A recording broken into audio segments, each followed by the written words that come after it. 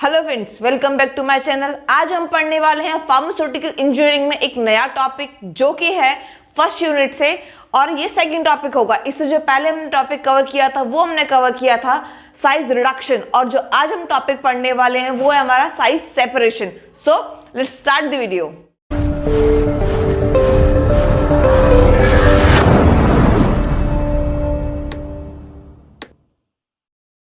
Size separation मतलब कि हमें टॉपिक से समझ में आ रहा है कि हमें क्या करना है। यहाँ पे हमें किसी भी पार्टिकल साइज का सेपरेशन करना है। कोई भी मटेरियल जो हमने लिया है ड्रग बनाने के लिए, ये जो ड्रग मटेरियल है उसके साइज को सेपरेट आउट करना है, किसके हिसाब से, अपने डिजायर के हिसाब से कि कैसे हमें मेडिसिन जाके आगे तैयार करनी है।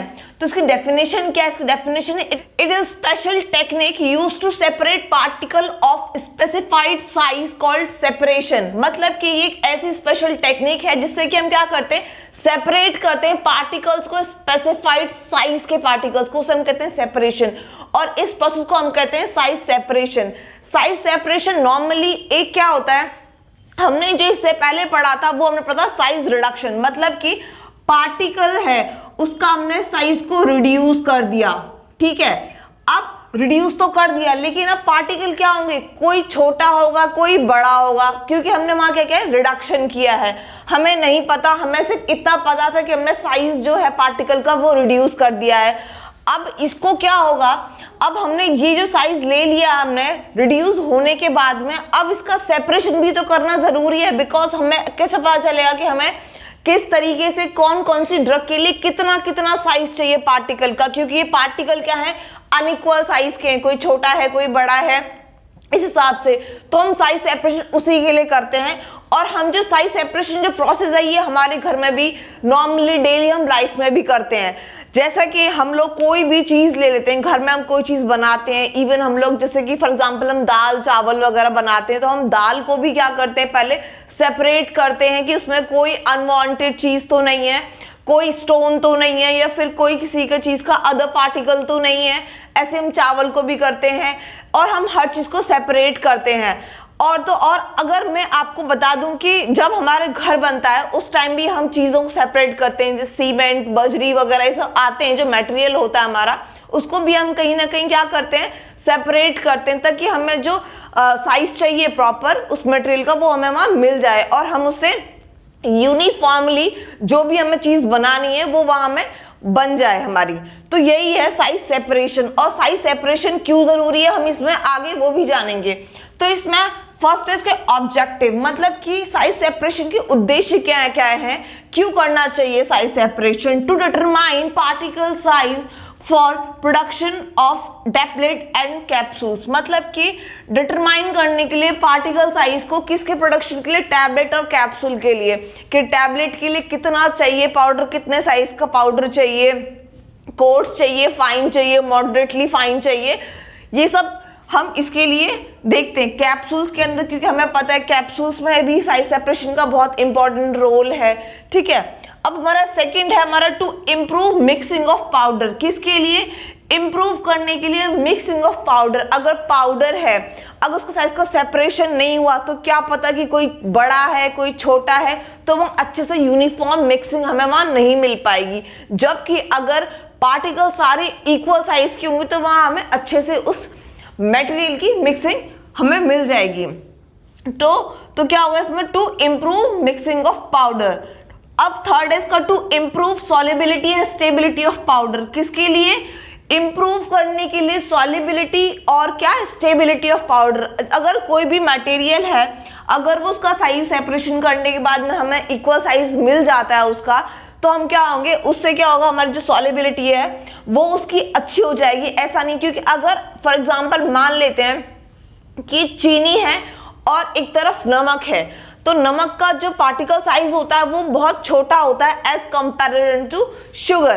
कंपैरिजन करें हम शुगर और सॉल्ट का, तो जो सॉल्ट का पार्टिकल होता है वो शुगर के पार्टिकल के मुकाबले बहुत छोटा होता है। तो अगर हम चीनी को और नमक को घोलें पानी में, तो क्या होगा कि जो नमक होगा हमारा वो जल्दी डिसॉल्व हो जाएगा, जल्दी सॉल्युबल होगा वाटर में। लेकिन जो हमारी शुगर होगी वो जल्दी सॉल्युबल नहीं होगी वाटर में, बिकॉज क्योंकि उसका पार्टिकल साइज कहीं ना कहीं बड़ा है।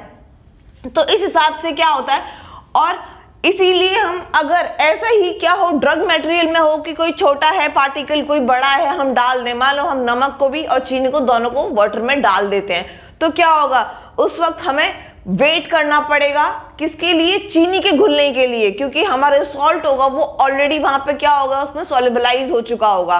तो ऐसी ही कंडीशन आती है। लेकिन अगर हम नमक को करें पानी में डिसॉल्व करें तो क्या होगा, नमक अपनी जगह अपने टाइम से घुल जाएगा प्रॉपर्ली और स्टेबल हो जाएगा। लेकिन ऐसे ही सेम विद द शुगर, अगर हम शुगर को भी पानी में डिसॉल्व करते हैं सिर्फ शुगर को, तो क्या होगा उसके पार्टिकल सारे सेम होंगे, इसीलिए वो क्या होगा वो अपने टाइम से प्रॉपर घुल जाएगी। लेकिन अगर हम दोनों को मिला के, सॉल्ट एंड शुगर को मिला के, अगर दोनों को डाल के हम उसमें डिसॉल्व करें पानी में, तो क्या होगा वहां पे शुगर ज्यादा टाइम लेगी एज कंपेयर टू सॉल्ट। तो ऐसे ही यहाँ पे भी है, तो इसीलिए भी ये ज्यादा जरूरी होता है साइज सेपरेशन, किसके लिए, सॉल्युबिलिटी को इंप्रूव करने के लिए एंड स्टेबिलिटी ऑफ पार्टिकल्स को। To control size variation in a material, अब किसके कंट्रोल करने के लिए, साइज वेरिएशन के लिए, कि कितना साइज वेरिएशन है, कि कोई छोटा है बड़ा है, तो साइज वेरिएशन कंट्रोल करने के लिए कि अगर यूनिफॉर्म साइज होगा तो ऑब्वियस सी बात है कि उसमें कोई भी वेरिएशन हमें अच्छे से हमें वहां दिखेगा और हम उसको क्या करेंगे कंट्रोल कर सकेंगे कि उसमें कोई और पार्टिकल साइज है वो मतलब जो उसकी साइज का पार्टिकल नहीं है हम उसे वहां से रिमूव कर सकें। अब फिफ्थ है to avoid variation in bulk. Bulk होता है कोई भी अमाउंट जो है ज्यादा अमाउंट में थोक अमाउंट में होता है उसे हम कहते हैं बल्क। तो क्या होता है अवॉइड वेरिएशन इन बल्क। अब हमें क्या करना है वेरिएशन जैसे भारी अमाउंट में कोई मटेरियल है उसमें क्या करना है बहुत ज्यादा क्या वेरिएशन आ रही है वहां पे कि मतलब छोटा है बड़ा है पार्टिकल हमें नहीं पता चल रहा है, तो उस वाले में भी कंडीशन में हम इसे अवॉइड कर सकते हैं अगर हमारा साइज को सेपरेशन वहां अच्छे से हो जाए तो, क्योंकि हमें जो डिजायर साइज चाहिए होगा हम उसे वहां से ले लेंगे। ठीक है, अब इसकी एप्लीकेशंस क्या क्या है, इसकी एप्लीकेशन है ये कहाँ का यूज होता है, हम इसे कहाँ का यूज कर सकते हैं। Use to obtain granules of required size.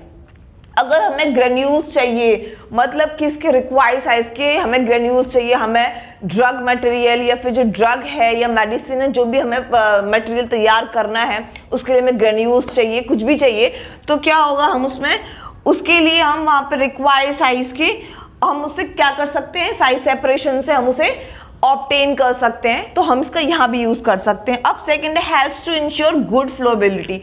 अगर पार्टिकल साइज में कोई भी क्या होगा कोई भी छोटा बड़ा इस चीज का वेरिएशन नहीं होगा तो क्या होगा उसमें फ्लोएबिलिटी अच्छी होगी, मतलब कि बहने की क्षमता अच्छी होगी।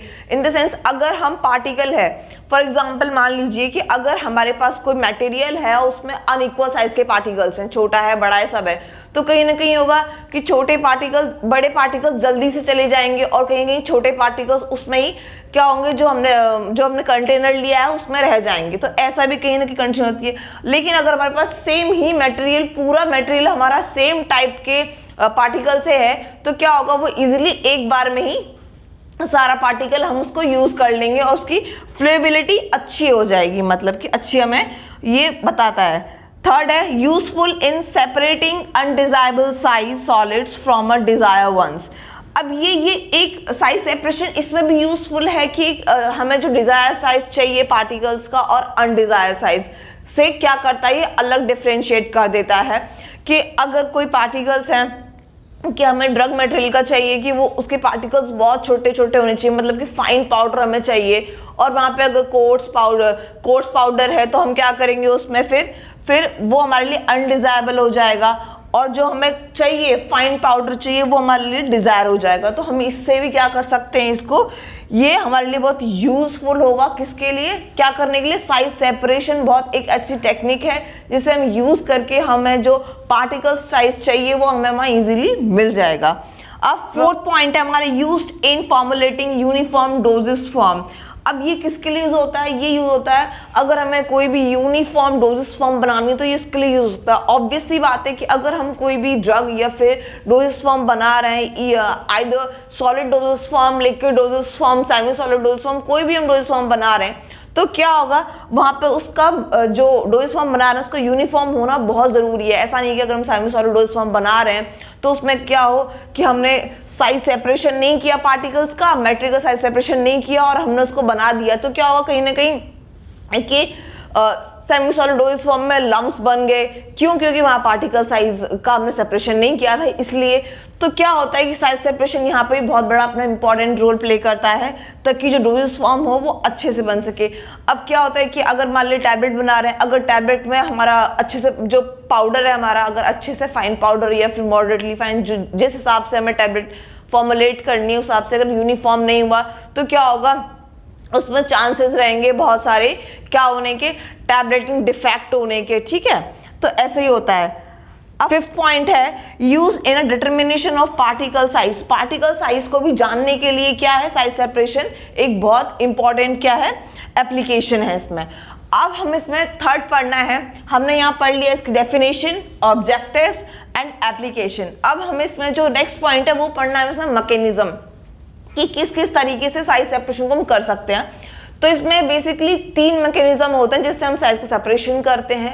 फर्स्ट है हमारा एजिटेशन, सेकंड है ब्रशिंग मेथड एंड थर्ड है सेंट्रीफ्यूगल मेथड। तो जो हमारा एजिटेशन है उसमें 3 होते हैं।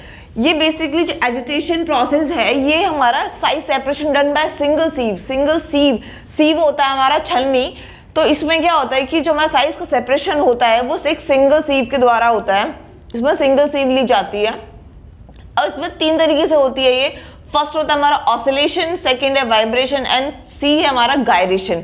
तो जो हमारा ऑसिलेशन में क्या होता है, in this movement of sieve is in upward and downward direction. मतलब कि जो इसमें सीव होगी ऑसिलेशन में वो क्या होगा, सीव रखी होगी, उसमें मटेरियल रखा होगा और उसमें क्या होगा, वो जो सीव होगी वो ऊपर नीचे इस तरीके से कुछ मूव करेगी।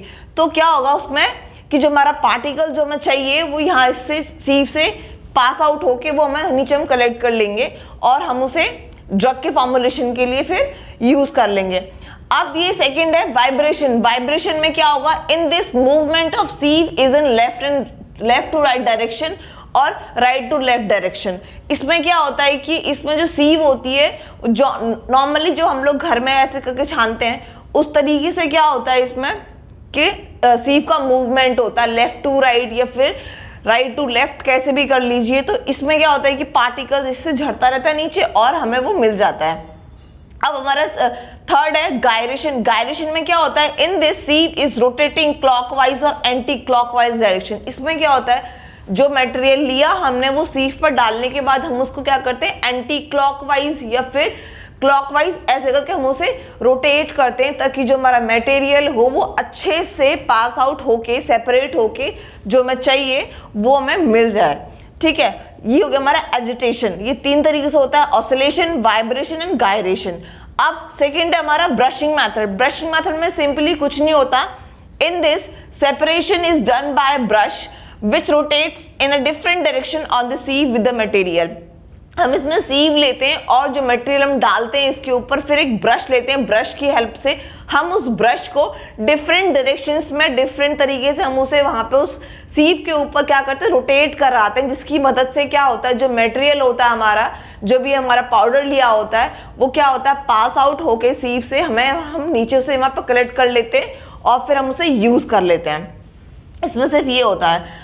अब थर्ड है सेंट्रीफ्यूगल मेथड। सेंट्रीफ्यूगल मेथड में क्या होता है, बेसिकली सेंट्रीफ्यूगल जो एक फोर्स होता है, सेंट्रीफ्यूगल में क्या होता है कि हम कोई भी चीज को अगर हम अवे फ्रॉम दिस सेंटर भेजते हैं तो क्या होता है, वही होता है सेंट्रीफ्यूगल का मतलब कि जो भी कोई चीज है, फॉर एग्जाम्पल ये कोई मटेरियल है, हमने इसको ये सेंटर में रखा है, तो सेंटर से अगर हम इसको इस अवे फ्रॉम दिस सेंटर हम इसको भेजेंगे तो क्या होगा, इसे हम कहेंगे सेंट्रीफ्यूगल। सेंट्रीफ्यूगल होता है अगर हम कोई भी चीज क्या हो, सेंटर से अवे हो, दूर हो। तो सेम यहाँ भी ऐसे होता है, it has a high speed rotator inside the cylinder.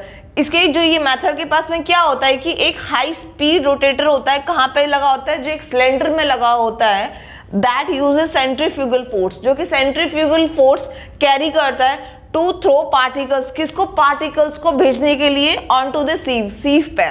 तो इससे क्या होता है कि इस तरीके से रोटेट करता है, ये रोटेट करता है और फिर क्या होता है, पार्टिकल होते हैं वो दूर दूर जाके ऐसे करके उड़ते हैं, कैसे, बाय द सेंट्रीफ्यूगल फोर्स के थ्रू।